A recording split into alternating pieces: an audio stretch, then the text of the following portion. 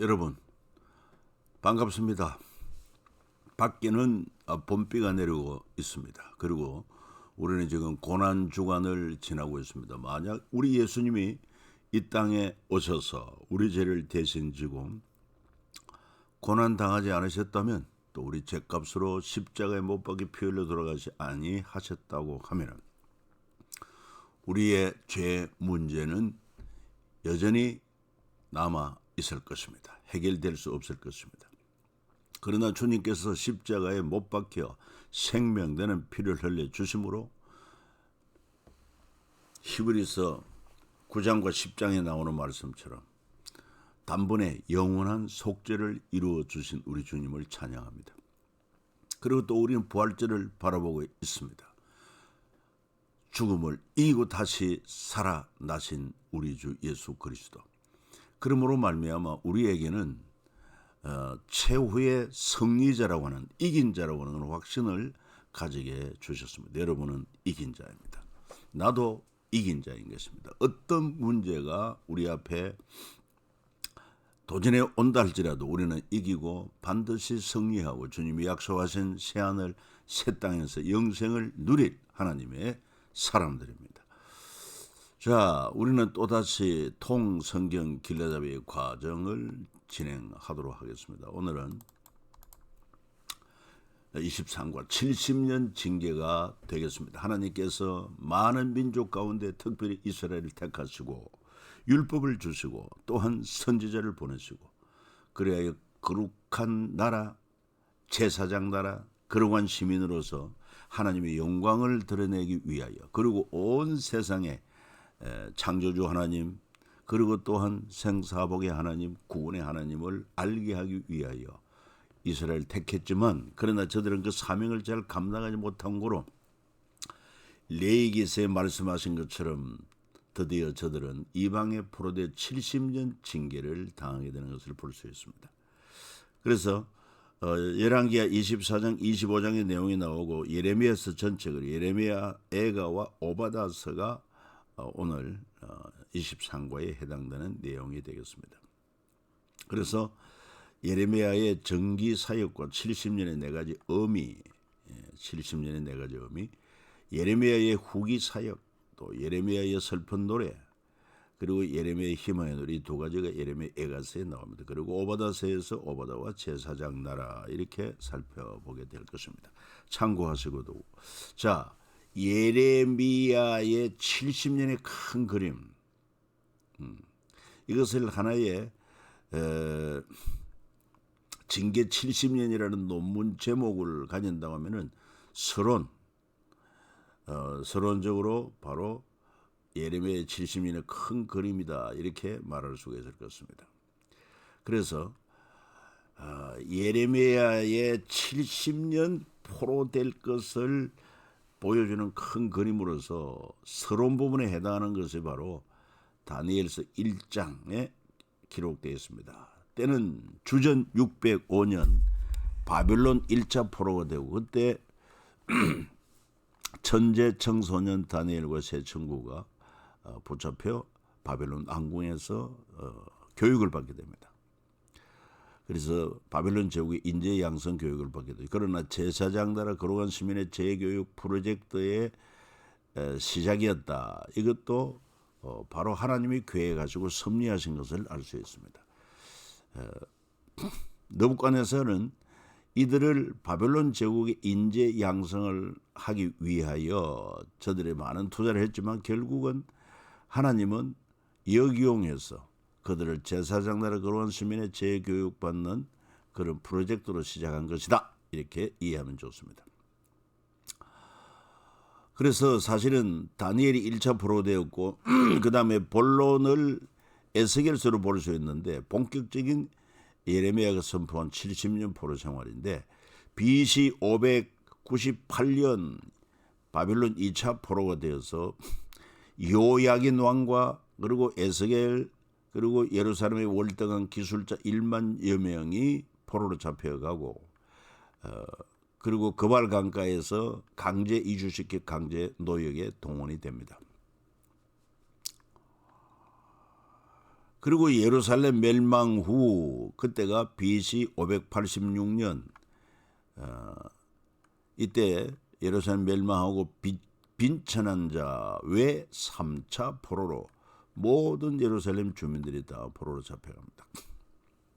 이때 예레미야의 편지가 에스겔에게 전해지고 예레미야의 편지가 바빌론 포로된 자에게 전해지고 에스겔이 또한 그 포로된 현지에서 이런 말씀을 가지고 설득한 내용이 제사장 나라 거룩한 시민으로 재교육을 받게 합니다. 그 다음에 예레미야 70년의 큰 그림으로 결론은 뭐냐? 이 에스라서 1장에 나오는데 드디어 예레미야가 예언한 70년 포로 생활이 끝나고 바빌론 제국은 멸망하고 페르시아의 파견으로 BC 537년에 1차 귀환을 하게 됩니다. 그리고 돌아온 자들 남은 자들이 극상품 무화과 열매가 되어서 1차 귀환하는데 지도자는 스룹바벨 기한자 49,897명 그리고 예루살렘 성전 기명 5,400점도 반환이 됩니다. 그래서 이 예레미야가 예언한 70년 포로의 큰 그림으로 이를 보게 될 때에 그것이 바로 다니엘서를 통해서 에스겔을 통해서 에스라서를 통해서 그대로 다 이루어졌다 이렇게 이해하면 됩니다. 자, 이제 통로몬 왕정 500년 7번째 이 도표를 보면은 통일 이스라엘 사울과 다윗과 솔로몬 약 120년 각각 40년씩 120년 통치를 했고 그 다음에 솔로몬 아들 로보암 때 북이스라엘과 남유다로 갈라져서 북이스라엘의 여로보암이 초대 왕으로 시작해가지고 마지막 19대 왕 호세아까지 약 한 200년은 지속되고 남유다에는 북이스라엘이 망할 때 호세아 왕이 망할 때 남유다는 히스기야 왕이었습니다. 그리고 남유다는 히스기야 왕 이후로 약 한 150년 정도 더 지나서 마지막 왕이 시드기야 왕입니다. 그래서 120년 그리고는 약 200년 그리고 150년 이렇게 해서 거의 왕정 500년이라 이렇게 퉁친다는 것을 이해하면 되겠습니다. 자, 그리고 이제 예레미야의 전기 사역. 그러니까 예레미야가 약 20대에 선지자로 부름을 받아가지고 거의 40년 이상 이렇게 사역을 하게 되는데 장면은 남유다의 마지막 장면들입니다. 16대 왕 요시야 왕에서부터 시작해가지고 요시야 왕의 아들 요아스 그리고 또한 그 형제 요야김의 아들 요야긴 왕 그리고 또 역시 요시야의 아들 마지막 시드기야 이런 왕들과 함께 지내면서 하나님의 말씀을 눈물로 선포한 예레미야인 것입니다. 대체로 하나님께 쓰임받은 자들이 다 이렇게 일찍이 부름받았던 것을 알 수가 있어요. 그래서 예레미야도 20대에 사명을 받았다. 자, 그리고 또 이 예레미야서 내용을 우리가 살펴보게 되면은 BC 594년쯤에 국제회의와 관변집회라 이렇게 현대어로서 한번 표현을 해봅니다. 예루살렘에서 국제회의가 열리는데 주관은 남유다가 했고 장소는 예루살렘 수도에서 참가자는 개체국 남유다와 5개국 사신들 에돔, 모압, 암몬, 두로, 시돈 이들이 예레미야서에 언급이 되고 있다는 것입니다. 안건은 뭐냐? 바벨론, 신흥 바벨론 등장에 따른 국제 안보 논의다. 이렇게 현대 용어로 한번 말해볼 수 있겠습니다. 발표 내용은 고대 근동에서 유일하게 아수르의 지배를 피하고 오히려 아수르 군대 18만 5천 명을 물리친 히스기야 때의 경험을 발표한 내용입니다.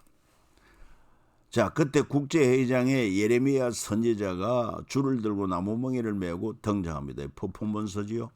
줄은 하나님의 청량이 끝났다는 의미고 나무멍에를 맨 것은 나무멍에를 메지 않으면 새 멍에를 메게 될 것이다.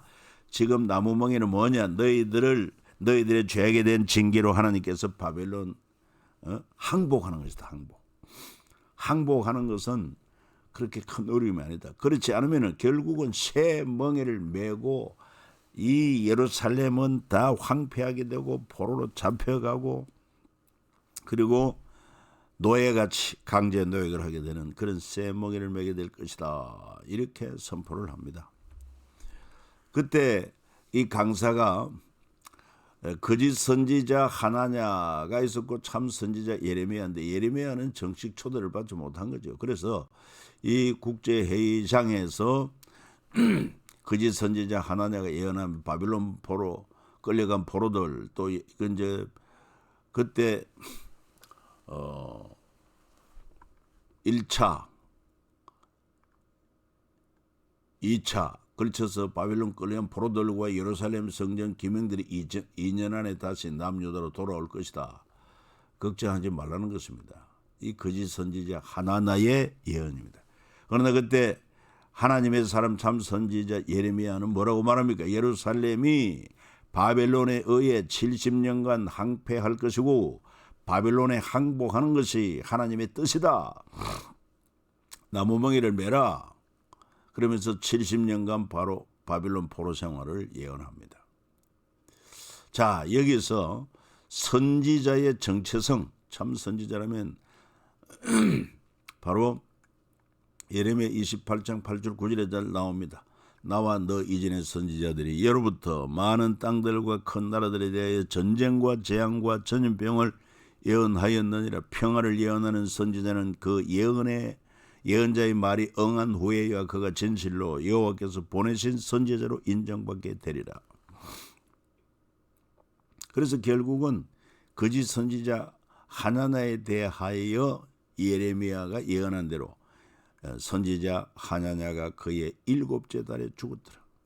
여기서 벌써 참 선지자는 하나님의 사람 예레미야다 하는 것을 보여주고 있습니다. 자, 그리고 세 번째는 예레미야와 시드기야 왕 관계인데 때는 BC 586년 바벨론에 포로되는 그 해인 것입니다. 직전에 시드기야 왕과 예레미야의 비밀 회담이 예레미야 38장에 잘 기록되어 있습니다. 왕이 말합니다. 한마디도 내게 숨기지 말고 하나님이 네게 준 말을 내게 고하라. 예레미야가 말합니다. 내가 이 일을 왕에게 아시게 하여도 왕이 결코 나를 죽이지 않겠습니까? 왕이 약속합니다. 내가 너를 죽이지 않는다. 그때 예레미야 선지자는 만군의 하나님이신 이스라엘의 하나님 여호와께서 이와 같이 말씀하시되 네가 만일 바벨론의 왕의 고관들에게 항복하면 네 생명이 살겠고 이 성이 불사름을 당하지 아니하겠고 너와 네 가족이 살려니와. 그러니까 항복하라. 항복하면은 죽지 않고 이 예루살렘 성이 불타지 않고 너와 네 가족이 살 수 있다. 이게 생명의 길입니다. 생명의 길. 그렇지 않으면 사망의 길이 되는 것입니다. 하나님 말씀은 순종하면 생명의 길, 불순종하면 멸망의 길이 되는 거예요. 왕이 말합니다. 나는 갈대인에게 항복한 유대인들을 두려워하노라. 그들이 나를 조롱할까 하노라. 여전히 이 시드기야 왕은 바벨론보다는 이 애굽을 의지함으로 이 남국을 돌파하려고 했던 것입니다. 그런데 이미 1, 2차에 걸쳐서 바벨론의 항복 뭡니까? 이거 포로된 자들이 있지 않습니까? 그런데 마지못해서 이제 바벨론에 항복하면은 1, 2차 포로된 그들에게 내가 체면이 말이 아니다는 것입니다. 그들이 나를 조롱할까 하노라. 그러나 예레미야는 말합니다. 여호와의 목소리에 순종하소서. 그리하면 왕이 복을 받아 생명을 보존하시리이다. 왕은 결정을 내리지 못하고 너는 이 말을 어느 사람에게도 알리지 말라. 이리 유보를 합니다. 자, 그러면 시드기야 왕은 누구냐? 남유다 마지막 20대 왕 시드기야는 요시야 왕의 막내 아들로서 남유다의 마지막 왕이 되었고 바벨론의 느부갓네살이 여호야긴 왕을 폐하고 자기 조카지요. 마따니아를 왕으로 삼고 바빌론식 이름으로 시드기야로 개명을 했다. 남유다 백성들은 시드기야를 왕으로 인정하지도 않고 오히려 여호야긴을 왕으로 여기고 있었다는 것입니다. 특별히 바빌론 포로된 자들. 2차 포로된 포로의 이 여호야긴이 포로되어 갔지는 않습니까? 결국 예루살렘은 멸망합니다. 뭐 그 안에 역사적인 그런 여러 사건들을 예를 들어 놓았습니다만은 마지막 유다의 시드기야 왕 제9년 10째 달 바빌론의 느부갓네살 왕과 그의 모든 군대가 와서 예루살렘을 에워싸고 치더니 시드기야 제11년 넷째 달 9째 날에 성이 함락되니라.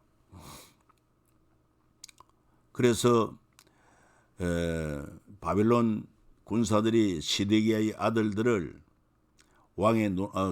시드기야 왕 앞에서 죽이고 시드기야의 두 눈을 빼고 노사슬로 그를 결박하여 바빌론으로 끌고 간 것입니다. 하나님 말씀을 듣고 예레미야의 선포대로 항복을 했으면은 그게 생명의 길 사는 길이 되는데 순종하지 않다가 이렇게 멸망의 일이 되고 만 것입니다. 잠시 이걸 요약해 보면은 바빌론의 18개월 포위 끝에 예루살렘 성이 함락되고 맙니다. 시드기야 왕의 두 아들을 죽이고 왕의 두 눈을 빼고 결박하여 바빌론으로 끌어갑니다. 그리고 예루살렘 성전과 왕궁을 비롯하여 예루살렘을 초토화시킵니다. 예루살렘 성전 기명등을 바빌론으로 가져갑니다. 비천한 자 외 모두 포로로 바빌론으로 끌어갑니다. 그래서 주전 586년 남유다는 바빌론에 의해서 멸망하게 된 것입니다. 자, 우리는 특별히 예레미야가 이런 상황 가운데 이 마지막 뭡니까? 이 바빌론에 의해서 멸망 직전에 예레미야가 선포한 말씀들 한번 읽어보겠습니다. 여호와의 말씀이니라 내가 그들을 네 가지로 벌하려니고 죽이는 칼과 찢는 개와 상켜 멸하는 공중의 새와 땅의 짐승으로 할 것이며 유다 왕 히스기야의 아들 므낫세가 예루살렘에 행한 것으로 말미암아 내가 그들을 세계 여러 민족 가운데 흩으리라. 하나님께서 이 히스기야 아들 므낫세 악행으로 말미암아 반드시 남유다는 벌하겠다. 결심이 선 것입니다. 자, 5절 예루살렘아 너를 불쌍히 여길 자 누구며 너를 위해 울 자가 누구며 돌이켜 네 평안을 물을 자 누구냐. 15장 6절 예레미야 15장 6절 꼭 기억하세요. 여호와께서 이르시되 네가 나를 버렸고 내게서 물러갔으므로 네게로 내 손을 펴서 너를 멸하였노니 이는 내가 뜻을 돌이키기에 지쳤음이로다.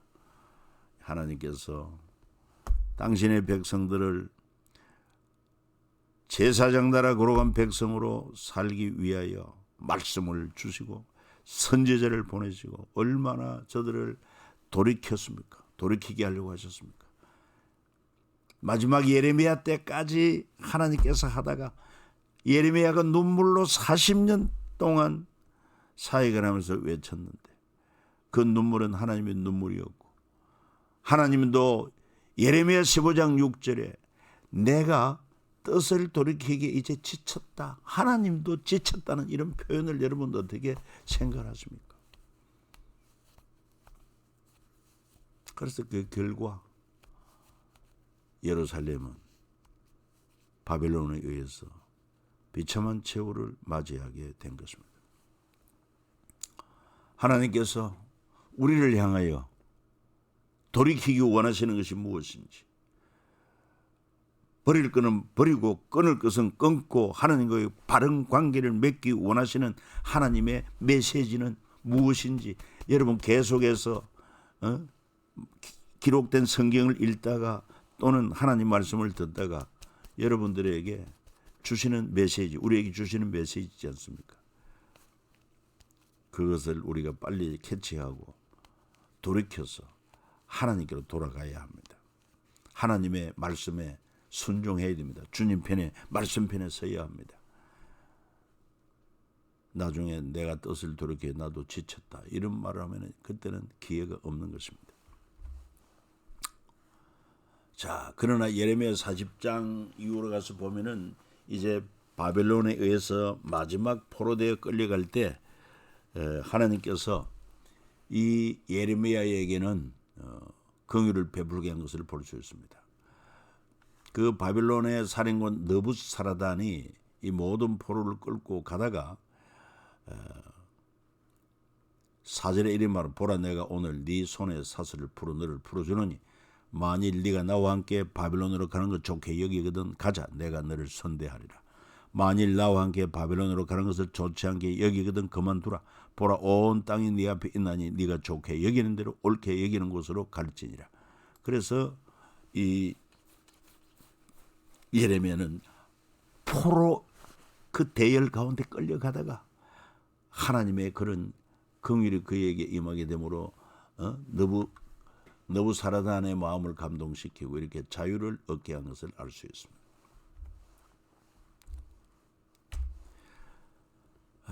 그러나 그런 자유가 무슨 큰 의미가 있겠습니까? 자, 이제 예레미야의 후기 사역입니다. 후기 사역. 즉 BC 586년에 예루살렘 성전 불타는 그 순간 이후로 예레미야의 후기 사역이다. 이렇게 보면 되겠습니다. 예레미야는 예루살렘에서 예루살렘 멸망을 눈물로 지켜보았습니다. 예레미야 에가스를 기록할 때 이렇게 표현하지 않습니까? 내 눈이 눈물에 상하며 내 창자가 끊어지며 내 간이 땅에 쏟아졌다. 동시에 바벨론 포로지에서 선지 역할을 했던 에스겔은 뭐라고 말하느냐? 바벨론에서 멸망 소식을 듣고 입을 열어 백성에게 하나님 말씀을 전합니다. 어떻게?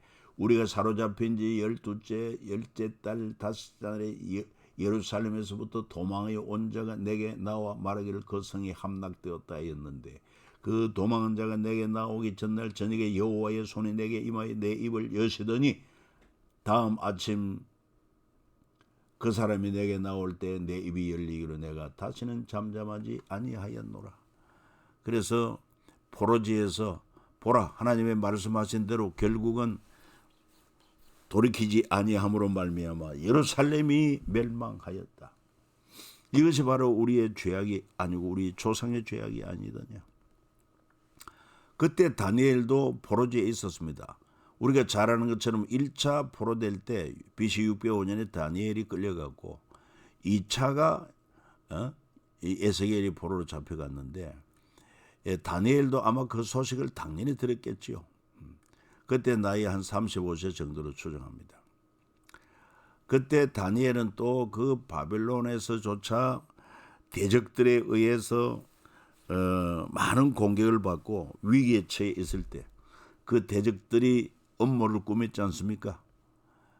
왕에게 나아가서 왕 외에 어떤 신에게라도 절하는 자가 있다면은 그를 사자굴에 던져 넣도록 합시다. 그래서 왕권, 절대 왕권을 확립하는 것이 옳은 줄로 알아요 하니까 왕이 조서에다가 낙인하지 않습니까? 다니엘이 이런 조세 왕의 도장에 찍힌 것을 알고도 자기 집에 돌아가서는 윗방에 올라가 예루살렘을 향한 창문을 열고 전에 하던 대로 하루 3번씩 무릎 꿇고 기도하며 그의 하나님께 감사하였더라. 이 사실을 통해서 알 수 있는 것은 정말 하나님이 정하신 예루살렘 그 도성을 사모하며 그 도성이 이렇게 범죄로 멸망되지 않도록 하나님 앞에 간절히 기도했는데 그러나 지금 바벨론에서 그도 자칫 잘못하면은 아니 생명이 지금 경각에 달려 있습니다. 사자굴에 던져질 그런 입장에서 그럼에도 불구하고 전에 기도하던 대로 기도하다가 결국은 발각되고 붙잡혀서 사자굴에 던져지지만 하나님의 특별한 기적적인 사역으로 오히려 살아남게 되고 대적들이 대신 사자굴에 던져서 형벌을 받게 된 것을 우리가 알 수가 있습니다. 이처럼 그 동시대에 예루살렘 성전이 불타는 그 순간 BC 586년에 예레미야의 눈물, 에스겔의 하나님 말씀 대언, 다니엘의 그런 기도가 같이 어우러졌다 하는 것을 우리가 기억하자 하는 것입니다. 그리고 극상품 무화과 열매 만들기 프로젝트가 시작됩니다. 이거는 하나님께서 계획하신 것입니다. 이스라엘의 하나님 여호와께서 이와 같이 말씀하시니라. 내가 이곳에 옮겨 갈대아인의 땅에 이르게 한 유다 포로를 이 좋은 무화과 같이 잘 돌볼 것이라. 내가 그들을 돌아보아 좋게 하여 다시 이 땅으로 인도하여 세우고 헐지 아니하고 심고 뽑지 아니하겠고 내가 여호와인 줄 아는 마음을 그들에게 주어서 그들이 전심으로 내게 돌아오게 하느니 그들은 내 백성이 되겠고 나는 그들의 하나님이 되리라. 예레미야 24장 5절 7절에 이렇게 하나님께서 바벨론 70년 포로 생활을 통해서 무의미한 것이 아니라 단순히 자기 백성을 종살이하게 하는 것만 아니라 극상품 무화과 열매로 만들기 위한 하나님의 프로젝트가 시작된다는 것입니다. 그래서 첫 번째는 징계 70년, 바벨론 포로 70년이지만은 징계의 목적이 있습니다. 포로민들 성전을 그리워하게 합니다. 예레미야를 통해 예루살렘 백성들이 바벨론으로 끌려가 70년 동안 강제 노역에 동원될 것을 예고했고 약속의 땅 가나안 입성 이래로 지난 900여년간 지켜지지 않았던 안식일, 안식년, 신일의 날수를 70년으로 대신 채우게 한 것입니다. 언약을 지키지 않은 그 징계를 당하게 하는 것입니다. 그래서 성경에 이렇게 나옵니다. 이제 내가 이 모든 땅을 내 종 바벨론 왕 느부갓네살 손에 주고 또 들 짐승들을 그에게 주어서 섬기게 하였나니 모든 나라가 그와 그의 아들 손자를 그 땅에 기한 이르기까지 섬기리라. 또한 많은 나라들과 큰 왕들이 그 자신을 섬기리라. 이렇게 말했습니다. 그러니까 참 하나님의 백성이 이방인 바벨론의 왕에 참 포로가 되고 종노릇하게 되는 안타까운 일은 하나님과의 관계가 바르게 되지 아니하면 받는 형벌이다. 그래서 바벨론 포로 70년의 첫째 목적은 징계 목적이 있었고 두 번째는 교육의 목적이 있습니다. 70년 교육. 멍에는 쉽고 내 짐은 가볍다 하는 우리 주님의 말씀대로 이걸 깨닫게 하십니다. 그러니까 하나님의 말씀이 율법이 계명이 어려운 것이 아니라 그것이 또한 먼 것이 아니라 지극히 가까이 마음에 있다고 그랬습니다. 내 마음으로 믿고 입으로 시인하면은 얼마든지 하나님 말씀대로 살아갈 수 있도록 하나님이 지혜를 주시고 능력도 주신다는 거 아니겠습니까? 그래서 프로젝트 1은 뭐냐? 교육 프로젝트 1은 다니엘 새 친구들 즉 0.1%를 위한 특별 교육을 받게 했고 그 다음에 프로젝트 2는 99.9%에 해당하는 2차 포로들이 강제 노동을 하며 받는 교육입니다. 당시 교육 담당은 예레미야가 보낸 편지와 에스겔 선지자와 해당의 교육입니다. 내용은 제사장 나라 거룩한 시민 재교육입니다. 가마솥 소독 프로그램인 것입니다. 저들의 어색의 녹슬고 이런 이방에 물든 찌꺼기들을 가마솥에 그냥 열을 가함으로 말미암아 녹을 제거하는 것처럼 그리고 제국과 제사장 나라 비교 공부를 하게 합니다. 어떠냐? 너희들이 사모하는 제국이 이러한 체제인데 제사장 나라가 좋으냐? 제국이 좋으냐? 그리고 새 언약을 공부하게 하는 것입니다. 이런 징계의 목적으로 70년 포로 생활하는 것도 있지만은 교육의 목적으로 70년 포로 생활하게 한 하나님의 프로젝트. 그 다음에 안식을 위한 70년 프로젝트. 무슨 얘기일까요? 예루살렘은 산 여호와 나누게 한다. 사람의 안식이 아닌 땅의 안식. 예루살렘이 강제적으로 누리는 안식인 것입니다. 왜? 이 땅에 거하는 하나님의 사람들이 하나님의 언약대로 저들이 안식일을 지키지 않았기 때문에. 그래서 안식일을 지켰다면 1년에 52번 하나님과의 교제가 있는 제사장 나라가 되었을 것이다. 만약에 안식년을 지켰다면 땅이 심으로 이웃과 나눔과 배려가 있는 삶을 살았을 것이다.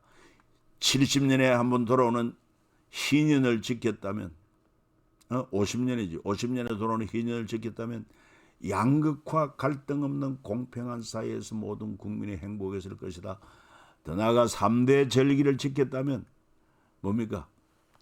3대 절기, 유월절, 그 다음에 초실절, 그리고 장막절, 수장절 이렇게도 하죠. 하나님께서 경제, 국방 책임져 주심으로 모든 민족 사이의 평화를 만드는 제사장 나라가 되었을 것이다. 그러니까 땅이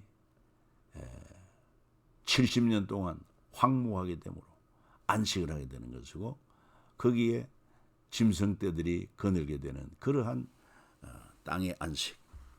자, 마지막 제국 수명 70년, 이것 또한 알게 한 것입니다. 바빌론 제국이 태단한 같지만은 70년 만에 끝납니다. 예레미야가 외칩니다. 하나님의 제국을 도구로 사용하시며 온 세계를 경영하신다. 예레미야는 친 바빌론주의자가 아니라 영원한 하나님 나라 주의자였다. 바빌론에 항복해라. 그러면 너희가 산다.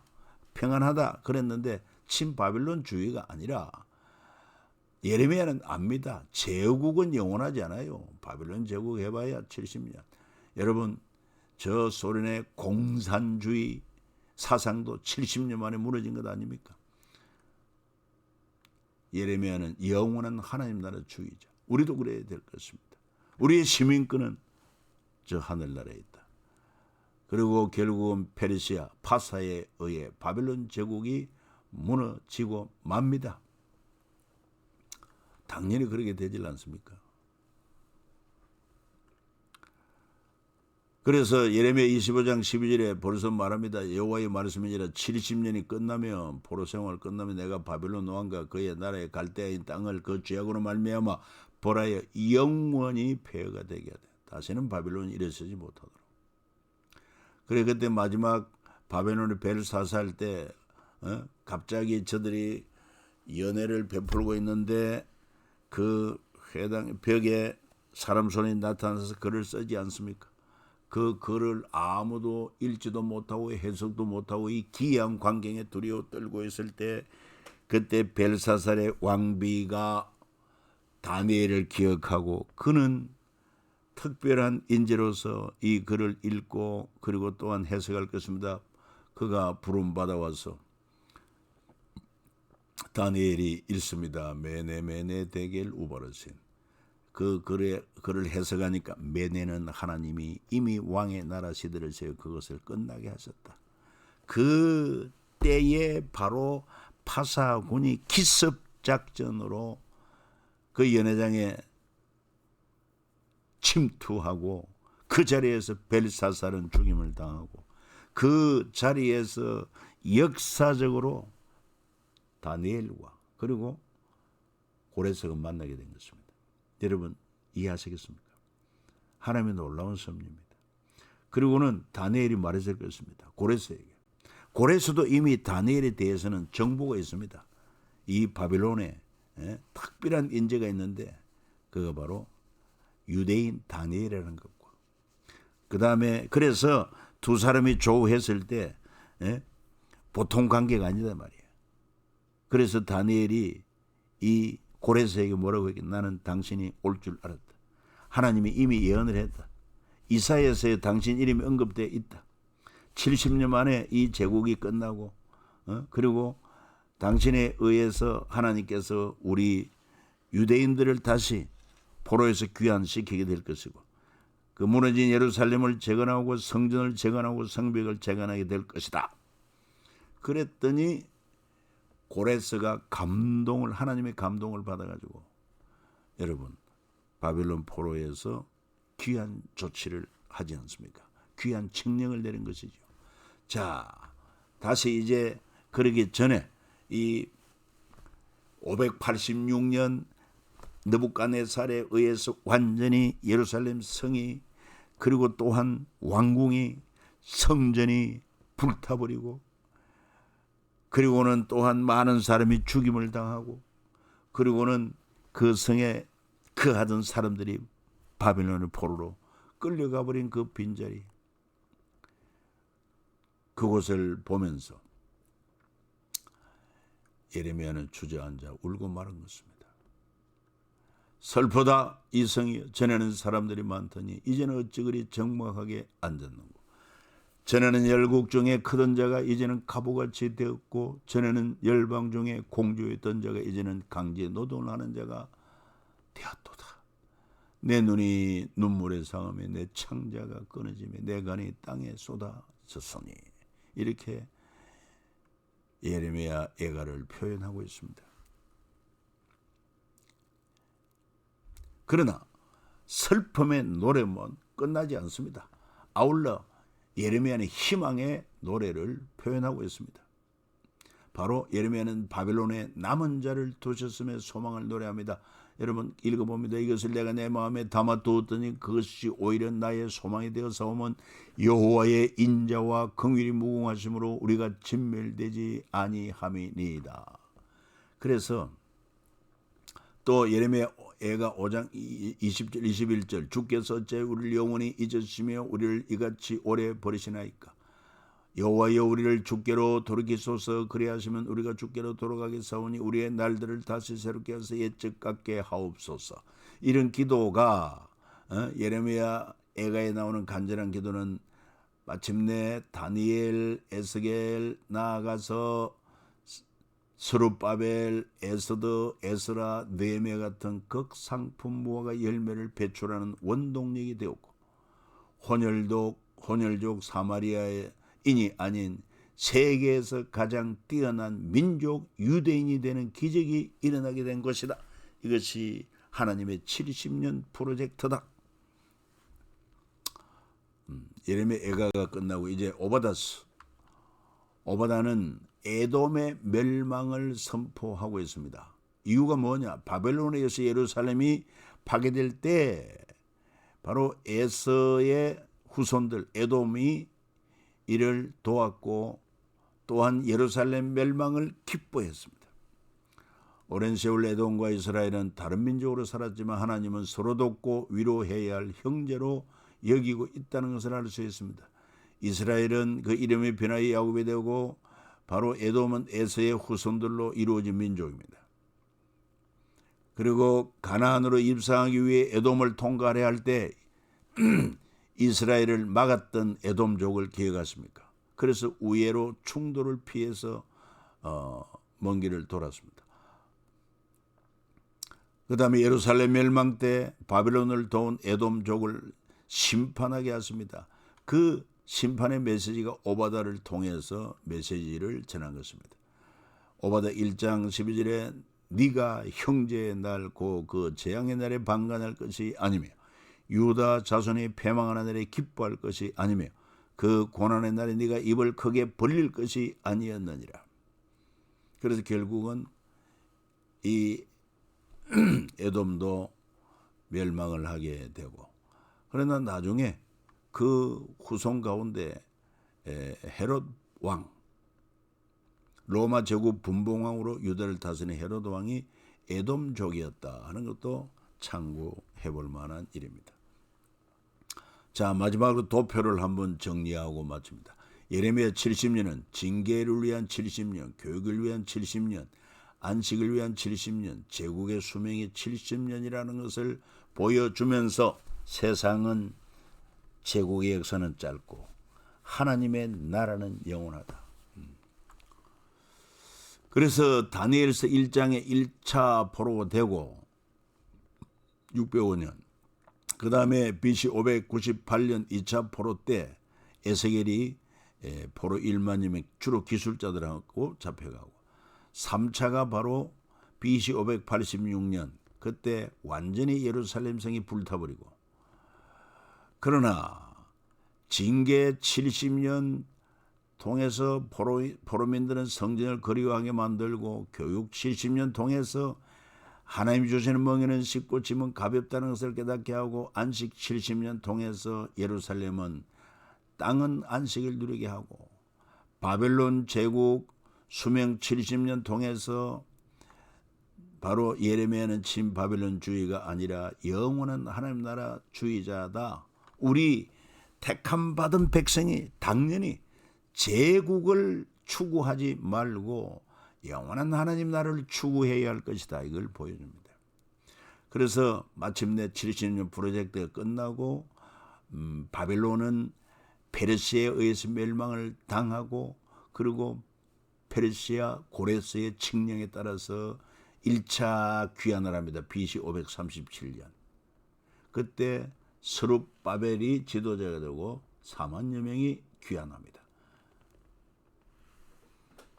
그리고 저들이 돌아와서 예루살렘 성전을 재건하게 되고 그리고 2차는 BC 458년 에스라의 지도자 에스라 중심으로 2차 귀환하고 그때 놀라운 변화는 바로 성경에 나오는 산헤드린 공회가 그때 세워지게 된 것이고 3차는 BC 445년 느헤미야가 지도자로서 귀환해가지고 예루살렘 성벽을 재건한 것으로 이렇게 우리가 정리해 볼 수가 있겠습니다. 여러분 긴 시간 수고 많았습니다.